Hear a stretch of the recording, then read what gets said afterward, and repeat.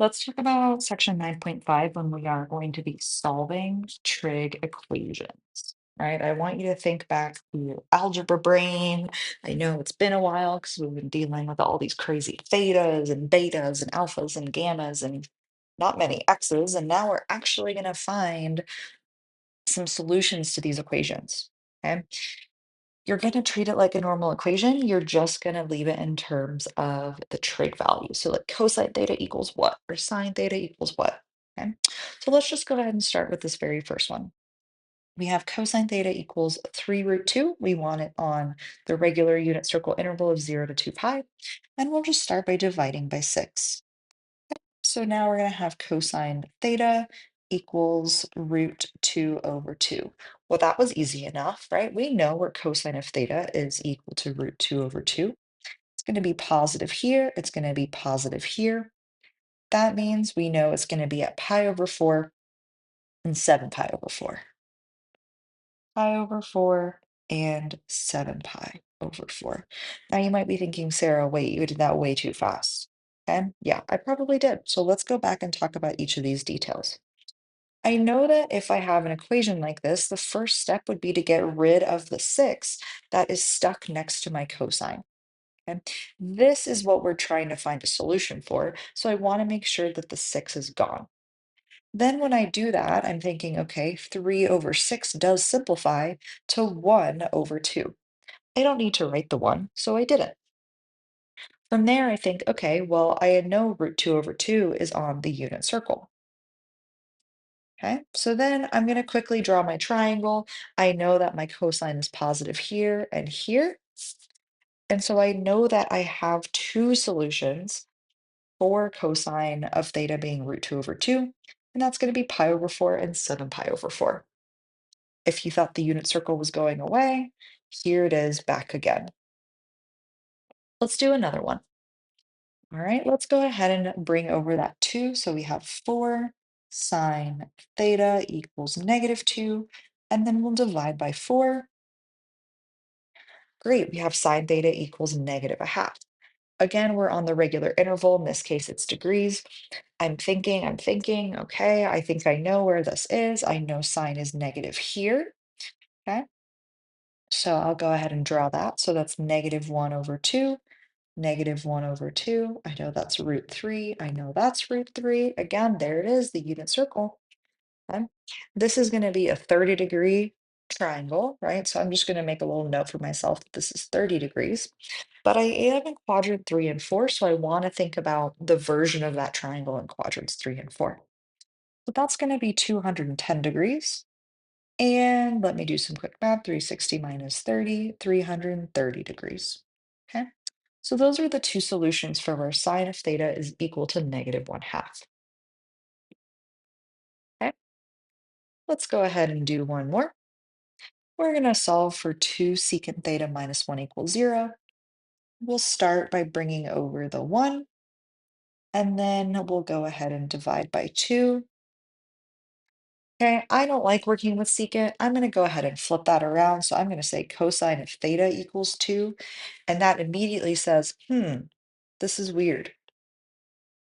Okay, that doesn't make sense to me because that would insinuate that the hypotenuse is a 1, and the hypotenuse must be bigger than any sort of side length. Okay, so there's no solution here. There's no solution. There is no option where secant of theta is going to be 1/2. Okay, let's move on to the next one. Let's find all the solutions to x to the 6th plus 7x cubed equals 8. I'm going to go ahead and do u substitution here. The optional bonus is finding the complex solutions, which if you are feeling challenged to do that, feel free. All right, so we'll go ahead and say that u is equal to x cubed because that will allow me to say u squared plus 7u. And I'm going to go ahead and bring this over and say minus 8 equals 0. I'm much more comfortable factoring that. Again, this is always an option. You do not have to do this. I like to do it. I prefer working with the quadratic. We'll go ahead and factor. That's going to be plus 8 and minus 1. So I have u plus 8 equals 0 and u minus 1 equals 0. So we have u equals -8 and u equals 1. Awesome. I wish we were done. However, we are not. We need to go ahead now and incorporate that u substitution from earlier and solve the rest of the problem. Now it's different, right? We're taking a cube root, which is different than a square root. Okay. The good news is that the cube root of 1 is just going to be 1, whereas the cube root of 8 is going to be -2. So that's an important distinction. And I'm going to come over here to the side to write that out really quick. -2 times -2 times -2 is going to be -8. It is not going to have two solutions. It's only going to have that one solution of -2. +2 would have yielded a +8. All right. This looks messy, so let's see what we can do with it. I'm also going to do u substitution here, I think, because this otherwise looks like it might make things complicated. So I'll go ahead and say that u equals x squared and go from there. So this becomes u plus 3 squared minus 11, u plus 3 plus 24 equals 0. It still feels messy, but it looks better than it did before. I'll go ahead and FOIL over here. Okay, so that'll be u squared plus 6u plus 9 minus 11u minus 33 plus 24 equals 0. We're going to have to combine some like terms here. So we have u squared minus 5u. And then let me combine all those numbers. 9 minus 33 plus 24 is 0, which is awesome. We love that. Wait, was that really 0? Let me redo that really quick. 9 minus 33 plus 24. Yep, okay. This just shows you that I'm always doing it in live time with you. So always double check my work. So now we have u squared minus 5u equals 0.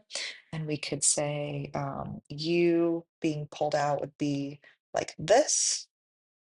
We could say u is 0 or u minus 5 is 0. And then this would be u equals 5. But oh, wait, we're not done, right? We said that we did substitution. So we actually have x squared equals 0 and x squared equals 5. So our solutions are going to be 0 and the square root of 5, both the positive and the negative version. Okay.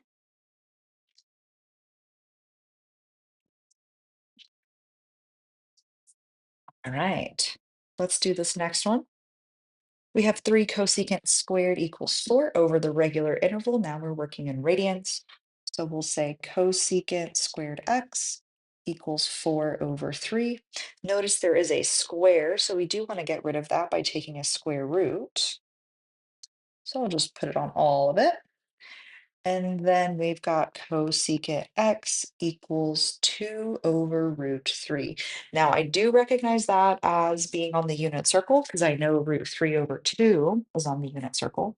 So that is what I'm more comfortable with. So I'm going to go ahead and flip this over and say sine of x equals root 3 over 2, right? Because these are going to be reciprocals of each other.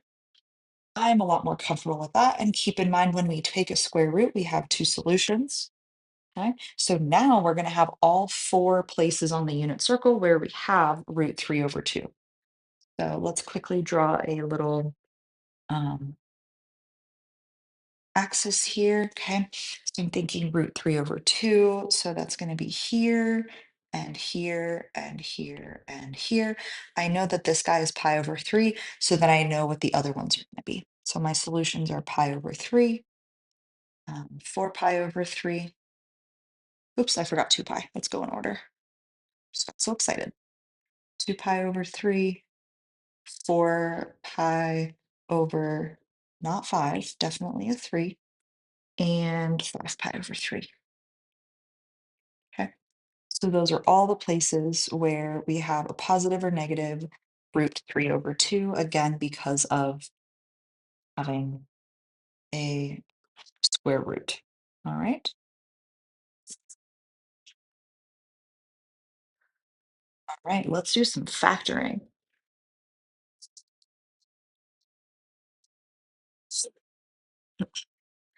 I encourage you to get everything on one side of the equation.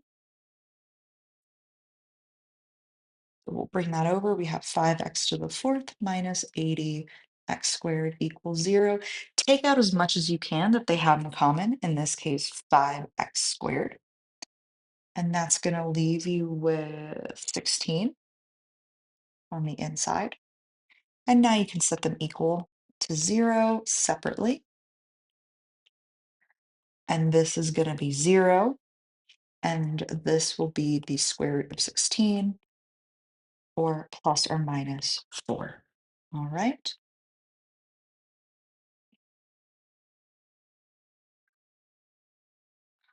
All right, let's do this next one.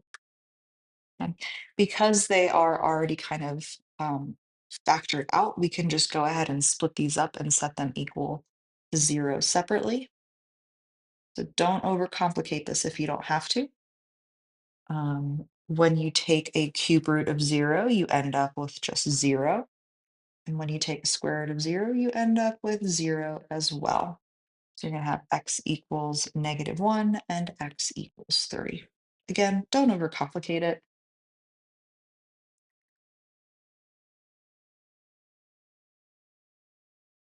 All right, taking a look at this next one, we'll go ahead and write it all on one side in highest to lowest power.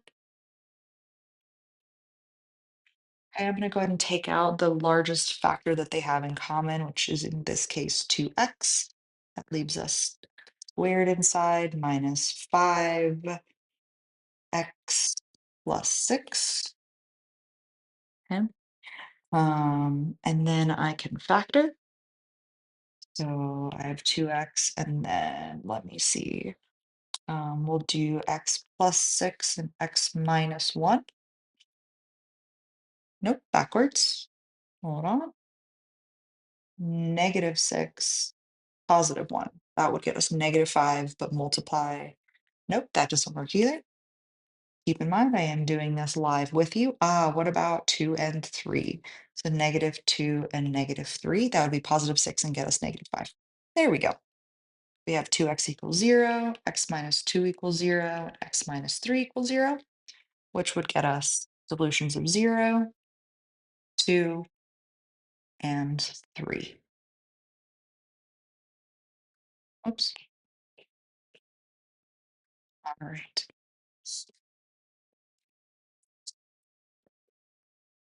A couple more. Again, these are already split up, so we can just set this equal to 0. So here we have x equals 0. Here we would have x equals -3. And here we have x equals 4, right? You should be able to see that pretty quickly and go right into writing the solution. All right. Let's take a look at this one. Slightly more complicated. We'll go ahead and bring everything over. So we have x to the fourth plus 4x cubed. Bring this over. That's going to be -21x squared.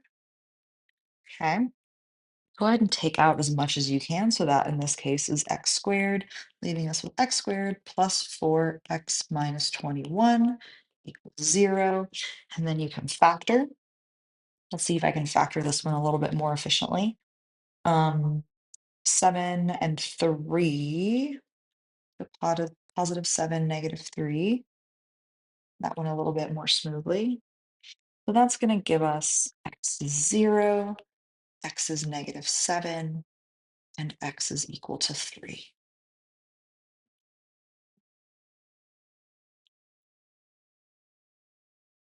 All right. Let's apply that to something that looks like this. I know it looks messy. I know it looks complicated, but I promise it's okay. Okay?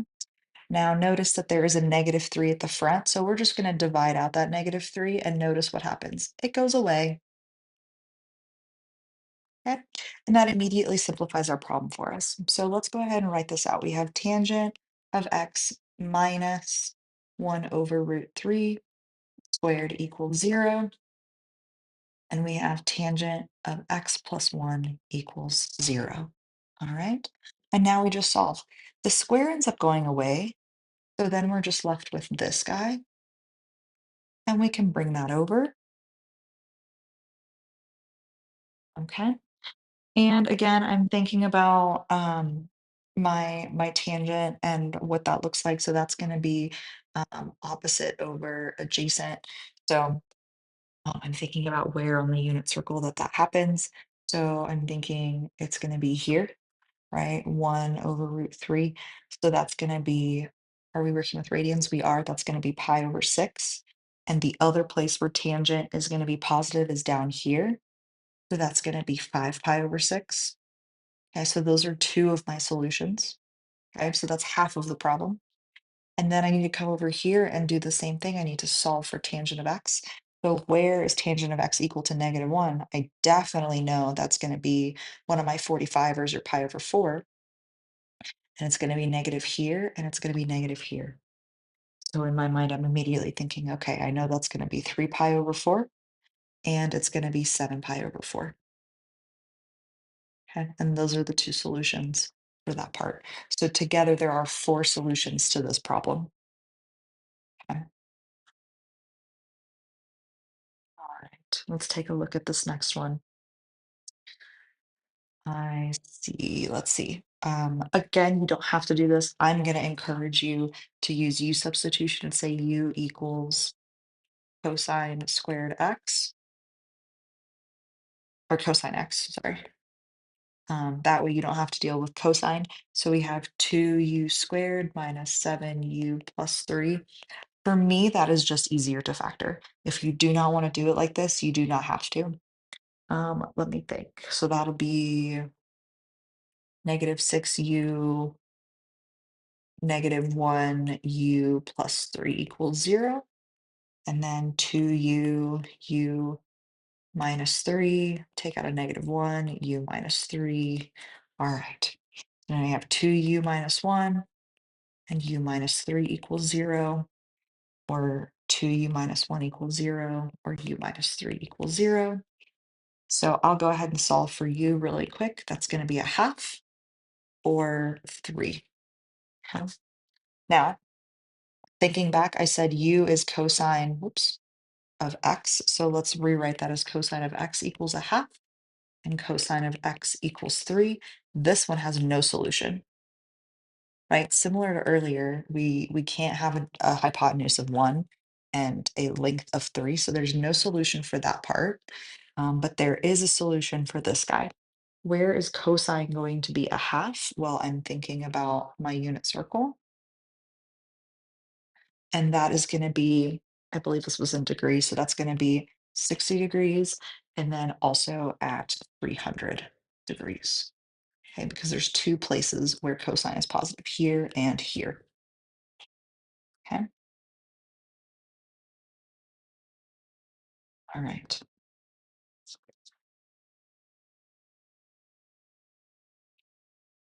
Let's take a look at this one.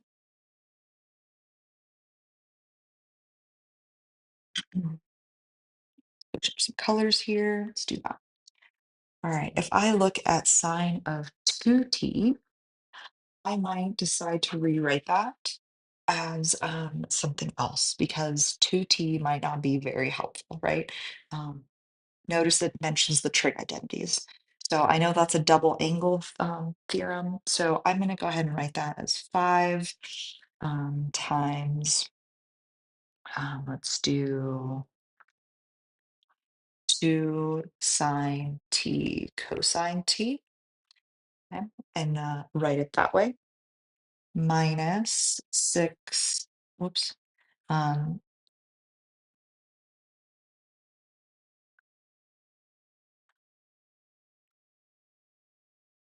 oops, hold on. And then and thinking about an even and odd identity. So cosine is an even function, so we can just ignore it and we can say cosine of t. um, And now maybe it'll be a little bit easier to solve for us. Okay. So I am going to go ahead and bring that cosine over. And so I'll have 10 sine t cosine t minus 6 cosine t equals 0. And let's see, we can take out a 2. So we'll add a cosine. So 2 cosine of t sine t minus 3 equals 0. And now we can set them equal to 0 separately.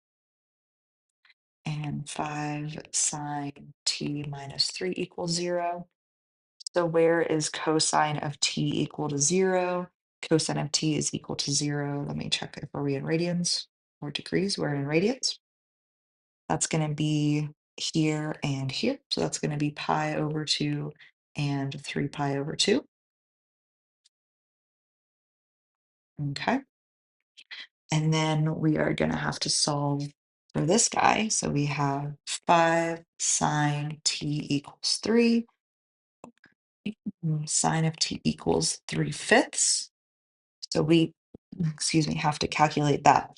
So this requires us to do that inverse function because we do actually want the angle measurement equals t. And so if we do this on a calculator, which I'm doing it on my personal calculator, you want to make sure you're in radians for this. Um, so just make a note, you are in radians. And keep in mind that there are two places where this can happen. It'll be in quadrant 1 and quadrant 2. So sine inverse of 3/5 is going to be, hold on, I made a mistake on my calculator. Go ahead and do this on your own as well. Sine inverse of 3/5. That is going to be 0.644 roughly. Okay. And so if you think about the unit circle, this is 0. And then if you're working with pi over 2, that's going to be 1.6 roughly. So that tells us this is the quadrant 1 angle. We also want the quadrant 2 angle. So that's going to be pi, whoops, pi minus 0.644. I'll go ahead and do that. So pi minus 0.644, and that will give us 2 point roughly 50. Okay. So those are your radian measures. And again, they don't have pi because 3/5 is not something on the unit circle that we've gotten used to, and that's okay.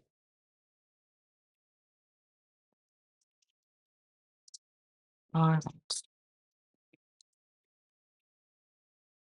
Something else that I would recommend you be prepared to use is going to be the double angle for the other versions, right? So there's a couple equations for the double angle for cosine.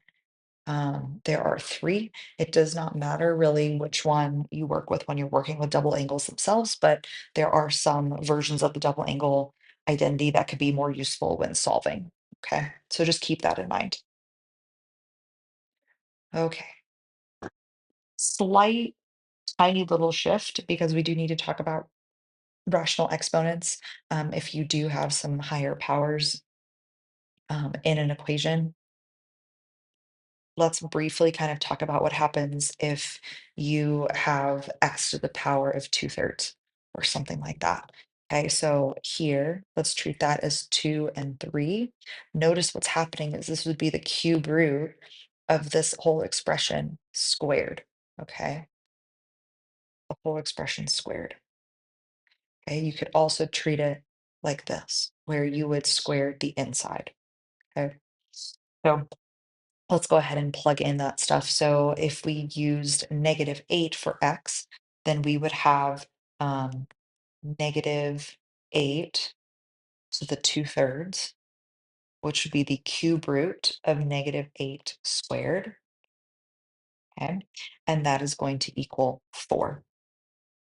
If we plugged in -4, it would be the cube root of 16.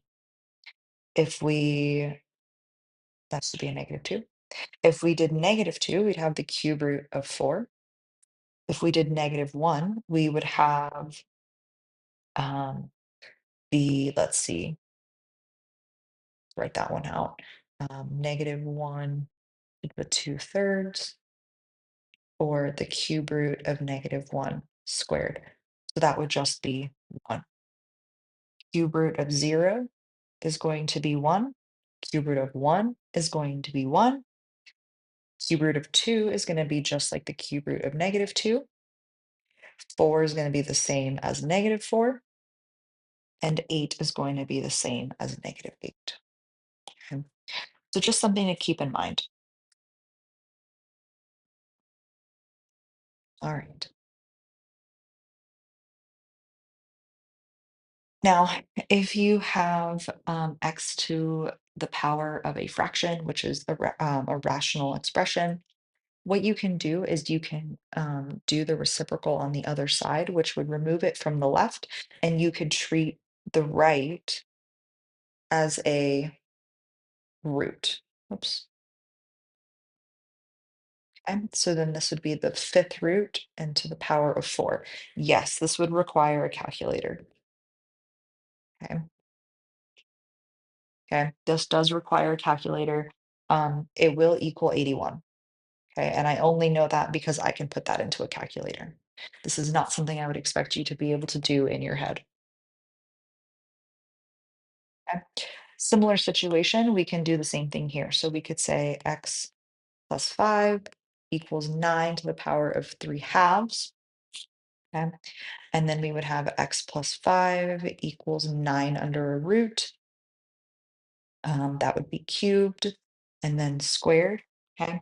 That is going to be 729, which is a perfect square. It's going to be 22. Nope, 27. So we have x plus 5 equals 27 and x equals 22. Again, I would expect you to use a calculator for this. This is not something I would ever expect you to do in your head.